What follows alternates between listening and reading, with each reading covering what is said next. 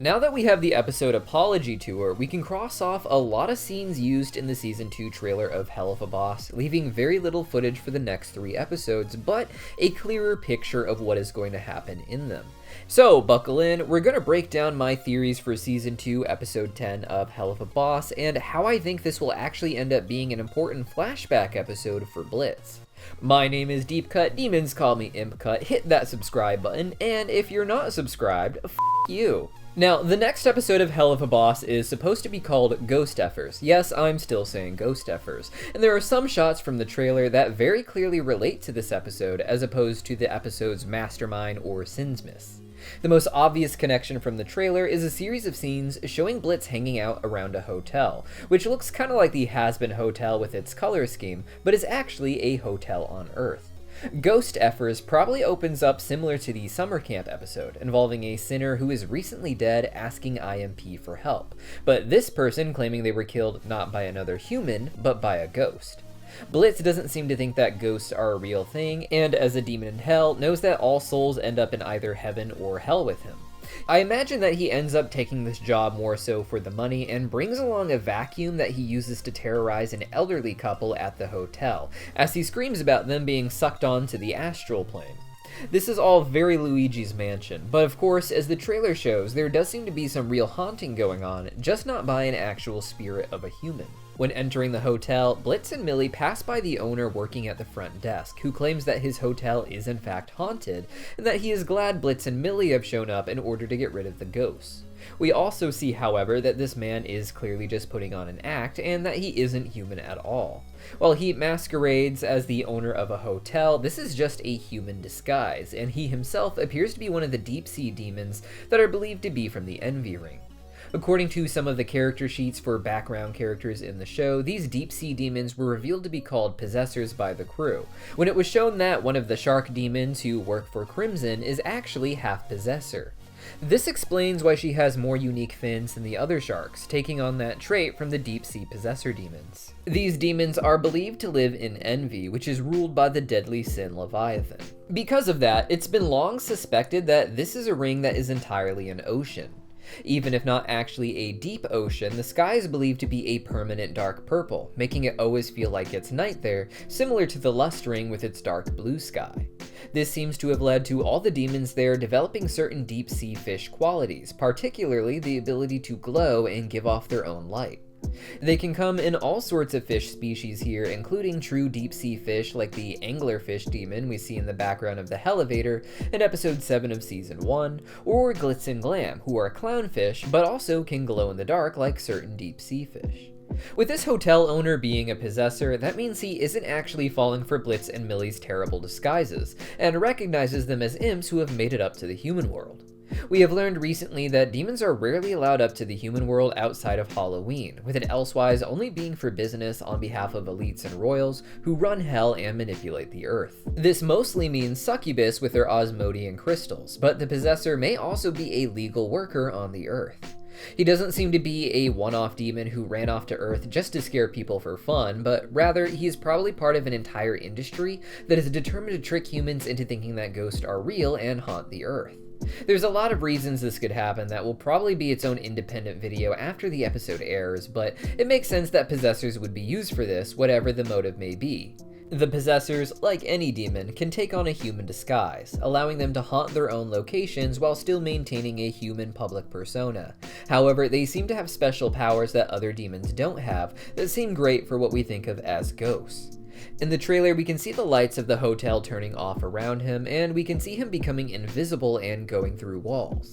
These likely evolved as powers necessary in Envy, a place already very dark, where perhaps deep-sea demons evolved the ability to simply swim through whatever obstacles were in their way.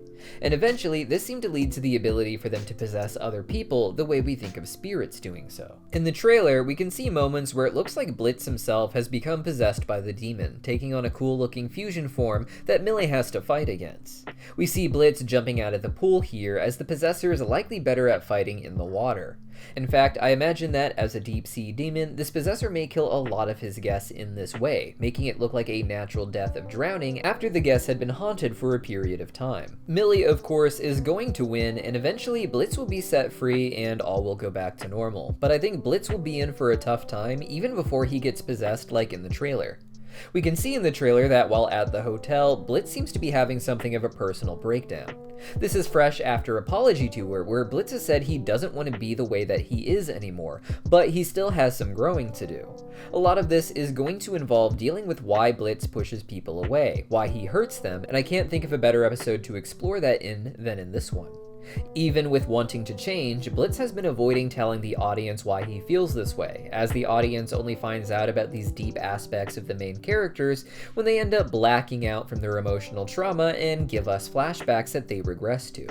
But in true horror movie fashion, Blitz isn't going to just be haunted by a seeming ghost, but by his own memories. As the Possessor begins working his way towards a full body possession and starts messing with Blitz with his ghostly tricks, he's going to be bringing out Blitz's saddest and darkest memories of how he was hurt, leading to what looks like this breakdown before becoming possessed when he gets the sense that he is never going to change or fix himself.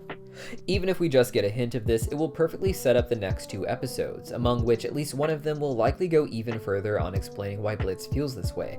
But I have to imagine that this scene we can see of teenage Blitz with his mother is something that's going to be brought out in this episode when Blitz starts having his weird ghostly interactions. This of course would also add another level of potential trouble for Blitz and the IMP gang to be in.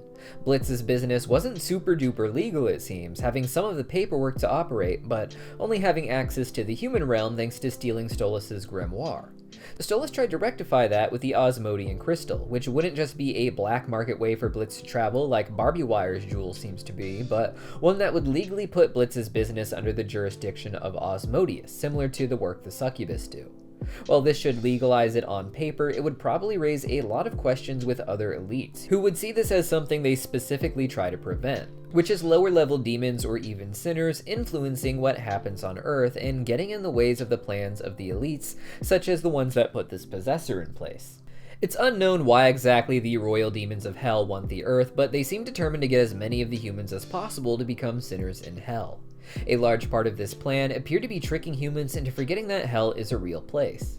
Deep in the past, demons seemed to interact more directly with the Earth, but this led to the early religious uprising we saw in the ancient civilizations that would start preaching to turn away from sin to avoid punishments like hell eventually in Christianity.